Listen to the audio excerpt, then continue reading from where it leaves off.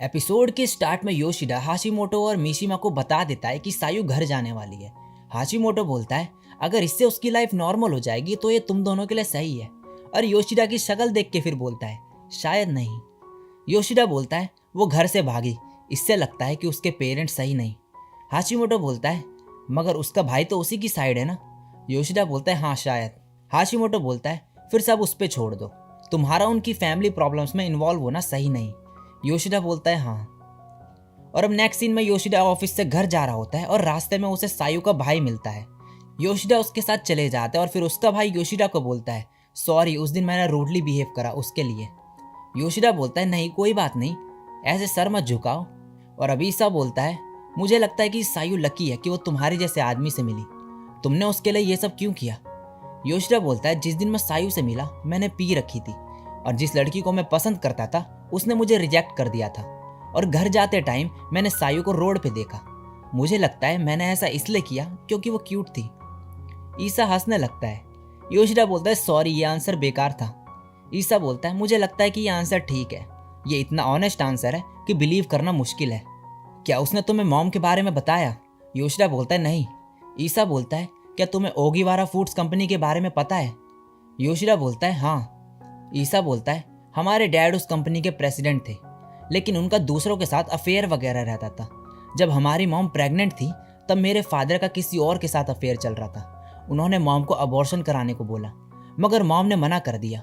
उन्होंने सायु को जन्म दिया इस होप में कि डैड जाएंगे नहीं, लेकिन डैड ने हमें छोड़ दिया, और हमारी मॉम के लिए सायु प्रूफ बन गई कि उनका हस्बैंड उन्हें लव नहीं करता। मुझे लगता है तुमने इसके आगे सायु से सुना ही होगा। जब वो छोटी थी तो एक हैप्पी किड थी, full of energy, completely normal, लेकिन मॉम ने उसे लव नहीं करा। जब वो ये सब समझने लायक बड़ी हुई तब उसकी स्माइल जा चुकी थी। एक पेरेंट का लव बच्चे के लिए ज़रूरी होता है, और योशिडा तुम शायद उसकी लाइफ में पहले पेरेंट जैसे पर्सन हो। सायु की केयर करने के लिए थैंक्स। अब घर जाके सायु योशिडा से बोलती है कि मेरे भाई ने क्या कहा। वो बोलता है कि उसने माफ़ी मांगी, वो तुम्हारी बहुत केयर करता है। सायु बोलती है मैंने तुम दोनों के लिए प्रॉब्लम्स क्रिएट करी, मुझे अभी भी घर जाने में डर लग रहा है, लेकिन मुझे पता है कि जाना पड़ेगा तो मुझे रेडी होना पड़ेगा, लेकिन तब तक मैं अपनी लाइफ यहाँ एंजॉय कर सकती हूँ, राइट। योशिडा बोलता है हाँ। अगले दिन सायु योशिडा को एक नोटबुक देती है जिसमें खाने बनाने की रेसिपी लिखी होती है, और बोलती है कि मैं नहीं चाहती कि तुम कन्वीनियंस स्टोर से खाओ खाना, तो इसे यूज़ कर लेना खाना बनाने के लिए। अब नेक्स्ट सीन में योशिडा ऑफिस में होता है। हाशिमोटो उसे लंच के लिए पूछता है, मगर योशिडा मना कर देता है। हाशिमोटो बोलता है तुम्हें थोड़ा आराम करना चाहिए।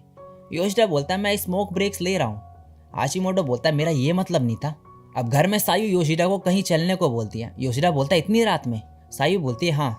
और अब सायु उसी जगह ले जाती है उसे जहाँ पे आसमी उसे लेकर आई थी, और बताती है वो सब चीज़ें जो आसमी ने उससे बोला था, और बोलती है आसमी ने मेरे पास्ट के बारे में सुना और मुझे रिजेक्ट नहीं करा। इससे फ़र्क नहीं पड़ता कि मैं कितने साल जी हूँ, मैं यहाँ पर आई ये हमेशा मेरे पास्ट का पार्ट रहेगा। चाहे कोई कुछ भी बोले ये चीज़ कभी डिसअपियर नहीं होगी। अपनी बेकार की ज़िंदगी के एंड में मैं तुमसे मिली। अगर मैं तुमसे नहीं मिली होती तो अपनी मिस्टेक्स को फेस करना अवॉइड करती रहती, और शायद सब कुछ बेकार हो जाता। सब कुछ ठीक हो गया जब मैं तुमसे मिली।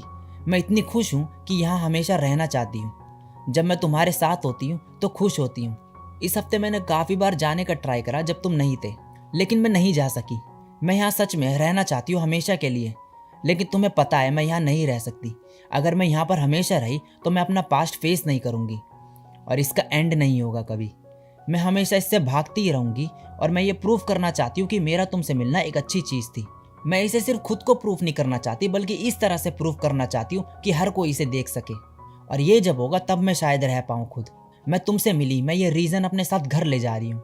और फिर रोने लगती है, और योशिडा भी रोने लगता है। अब अगले दिन ऑफिस में हाशिमोटो बोलता है तो सायु कल घर जा रही है, तुम्हें जल्दी घर चले जाना चाहिए, एटलीस्ट अपना लास्ट मोमेंट उसके साथ एंजॉय करना चाहिए। मिशिमा बोलती है उसे फॉलो क्यों नहीं करते होकाइडो तक। योशिडा बोलता है मैं उसकी फैमिली का पार्ट नहीं, ये अजीब होगा। मिशिमा बोलती है तुमने अभी तक जो भी किया है सब अजीब ही था। योशिडा बोलता है और मेरी जॉब का क्या। मिशिमा बोलती है ये कंपनी बंद नहीं हो जाएगी अगर एक बंदा छोड़ देगा काम तो। योशिडा फिर बोलता है सायु ये प्रॉब्लम खुद से फेस करने का ट्राई कर रही है, ये उसकी हेल्प नहीं करेगा अगर मैं इसमें इन्वॉल्व हुआ तो। मिशिमा बोलती है क्या ये मैटर करता है अब। और अब नेक्स्ट सीन में योशिडा को आसमी का कॉल आता है, और वो बोलती है कि सायु अपना फ़ोन नहीं उठा रही और कहीं मिल भी नहीं रही। योशिडा भी फिर सायु को कॉल करके देखता है, मगर वो लगता नहीं है, और हाशिमोटो को बताता है वो ये। तभी हाशिमोटो खड़ा हो जाता है और बोलता है मैं अच्छा फील नहीं कर रहा तो मैं घर जल्दी जा रहा हूँ। योशिडा भी सही फील नहीं कर रहा, मैं उसे घर पहुंचा दूंगा।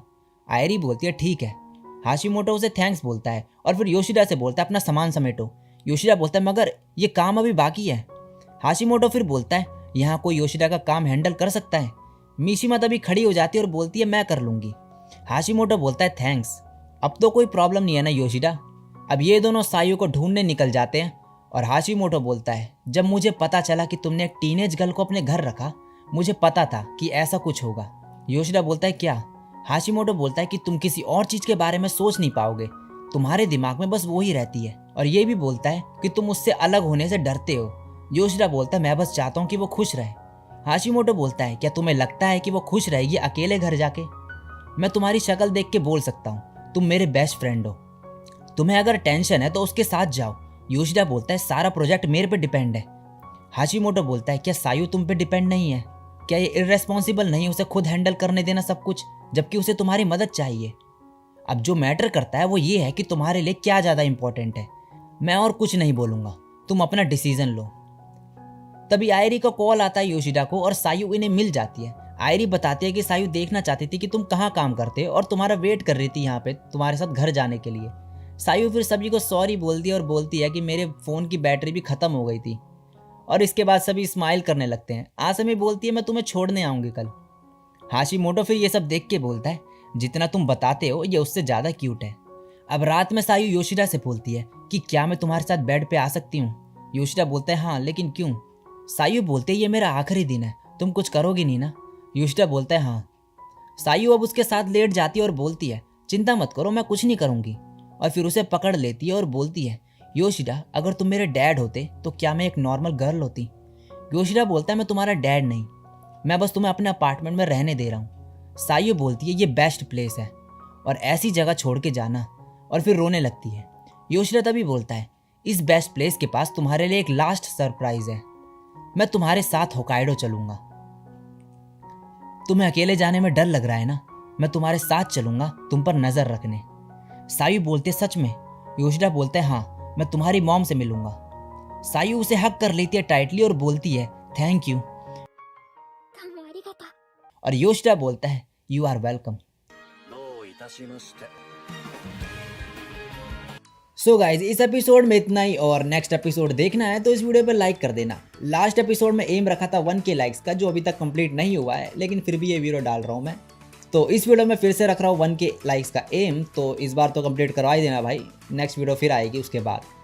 और चैनल पे पहली बार टप किया तो सब्सक्राइब भी कर ही देना। तो आज के लिए बस इतना ही, मैं मिलता हूँ नेक्स्ट वीडियो में, तब तक के लिए सायोनारा और बाय।